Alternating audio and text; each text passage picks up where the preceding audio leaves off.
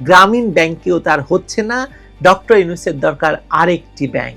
তিনি আরেকটি ব্যাংক নিচ্ছেন সরকারকে দিয়ে। ডক্টর ইউনূস ব্যক্তিগতভাবে হয়তো বড় নোবেল বিজয়ী, রাষ্ট্রীয় অর্থনীতি ব্যক্তিকেন্দ্রিক হতে পারে না। আজ যদি ইউনূসের জন্য ব্যতিক্রম তৈরি হয়, কাল অন্য কেউ চাইবে। এরকম হাজারো ইউনূস বাংলাদেশে আসবে যাবে, বাংলাদেশ টিকে থাকবে। আজকের বাংলাদেশের সবচেয়ে বড় প্রয়োজন নতুন ব্যাংক নয়, বরং কম ব্যাংক, শক্ত ব্যাংক আর কঠোর তদারকি। যেখানে ব্যাংকিং খাত আগুনে পুড়ছে, সেখানে নতুন ব্যাংক বানানো মানে আগুনে ঘি ঢালা। যদি এই ব্যাংক ব্যর্থ হয়, যদি ব্যবস্থাপনায় গড়বড় হয়, যদি রাজনৈতিক পরিবর্তনের পৃষ্ঠপোষকতা সরে যায়, তখন দায় নেবে কে? গ্রামীণ ব্যাংকের মতো প্রতিষ্ঠানও রাষ্ট্রীয় হস্তক্ষেপ ছাড়া একসময় টিকতে পারেনি।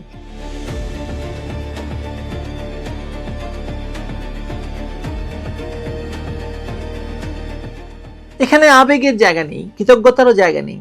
আছে কেবল রাষ্ট্র, অর্থনীতি আর ক্ষমতার প্রশ্ন। বাংলাদেশের ব্যাংকিং খাত কার্যত ভেঙে পড়েছে। এটা কোনো অলংকারিক কথা নয়, সংখ্যার ভাষায় এটা এক ধরনের আর্থিক ধ্বংসযজ্ঞ। মোট ঋণের 1/3 বেশি খেলাপি, একাধিক ব্যাংকের খেলাপি ঋণ 90% ছাড়িয়ে গেছে। আমানতকারীর আস্থা তলানিতে, কেন্দ্রীয় ব্যাংক নিজেই পরিস্থিতি সামাল দিতে হিমশিম খাচ্ছে।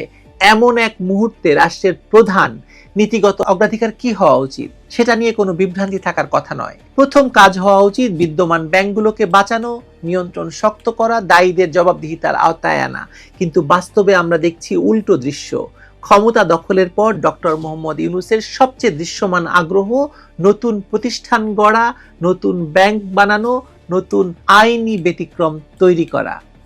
সেই ব্যতিক্রমেই গ্রামীণ ব্যাংকেও তার হচ্ছে না।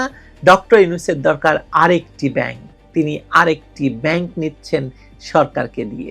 এই প্রস্তাবিত মাইক্রোক্রেডিট ব্যাংক কোনো সাধারণ উদ্যোগ নয়। এটি ব্যাংকিং কাঠামোর ভেতরে থেকেও কেন্দ্রীয় ব্যাংকের বাইরে থাকবে।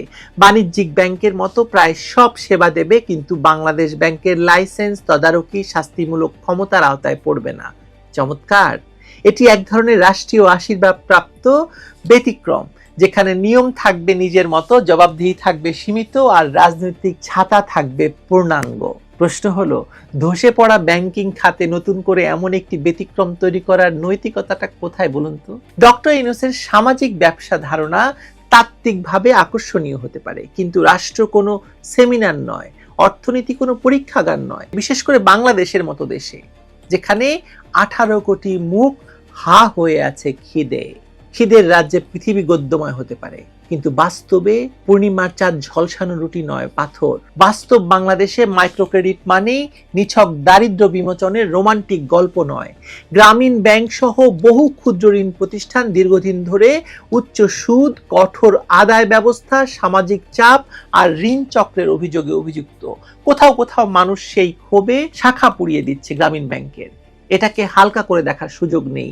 এই সামাজিক বাস্তবতার মধ্যেই আরেকটি মাইক্রোক্রেডিট ব্যাংক আনার উদ্যোগ নেওয়া হচ্ছে, তাও আবার এমন এক সময়ে যখন রাষ্ট্রের ব্যাংকিং বিশ্বাসযোগ্যতা তলানিতে। সবচেয়ে বড় কথা, এটি করা হচ্ছে এক অবৈধ অধ্যাদেশের মাধ্যমে। সে অধ্যাদেশের খসড়া ইতিমধ্যে তৈরি করেছে ব্যাংকিং বিভাগ। আরো গুরুতর প্রশ্ন হলো ক্ষমতার সময়কাল। এই সরকার নির্বাচিত নয়, অন্তর্বর্তী। সামনে জাতীয় নির্বাচন বলে তারা দাবি করছে। এমন সরকার অধ্যাদেশ জারি করে এমন একটি ব্যাংকের কাঠামো দাঁড় করাচ্ছে যা বাস্তবে চালু হবে পরবর্তী রাজনৈতিক সরকারের সময়ে। অর্থাৎ রাজনৈতিক সম্মতি ছাড়াই ভবিষ্যৎ সরকারের ঘাড়ে একটি বিতর্কিত প্রতিষ্ঠান চাপিয়ে দেওয়ার আয়োজন চলছে।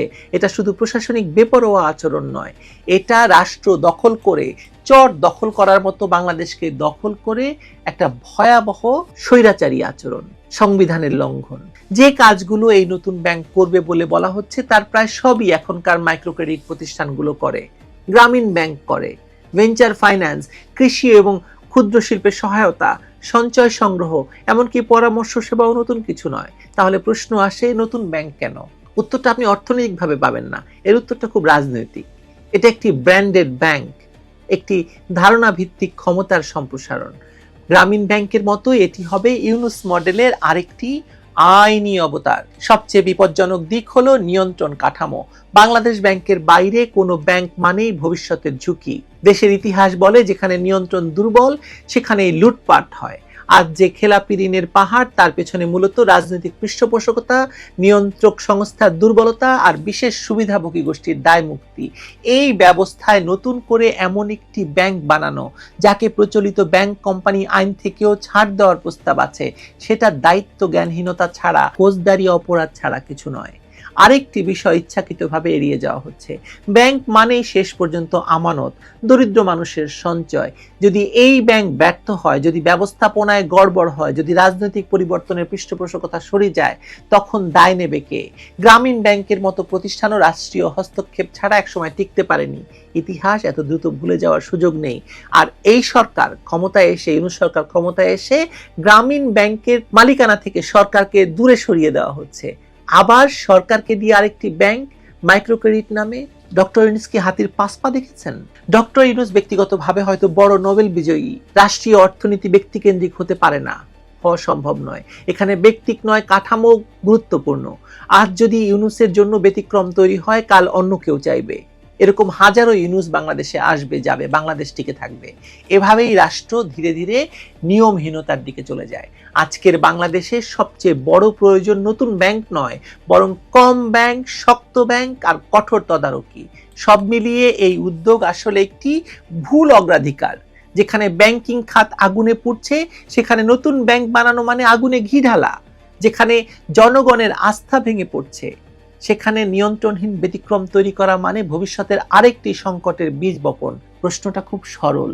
গ্রামীণ ব্যাংকে যদি আরেকটি ইউনূস ব্যাংক সম্ভব না হয়, তাহলে রাষ্ট্রের ক্ষমতা দখল করেই কেন সেটা বানাতে হবে? গ্রামীণ ব্যাংক ইতিমধ্যে একটি ইউনূস ব্যাংক হয়ে গেছে। রাষ্ট্রের ক্ষমতা ব্যবহার করে আরেকটি ইউনূস ব্যাংক কেন বানাতে হবে? এই প্রশ্নের কোনো অর্থনৈতিক উত্তর নেই, আছে ক্ষমতার উত্তর, আর সেটা সবচেয়ে ভয়ঙ্কর। আর ক্ষমতা দখল করে ইউনূস দিন দিন হেওয়ান হয়ে উঠেছেন, এবং এই ক্ষমতা দখল করে তিনি গ্রামীণ ইউনিভার্সিটি থেকে শুরু করে গ্রামীণ হাসপাতাল নিয়েছেন, এখন নিচ্ছেন আরেকটি ব্যাংক। বাংলাদেশকে না খেয়ে তিনি বোধহয় মৃত্যু বরণ করবেন। দুঃখজনক, খুব দুঃখজনক।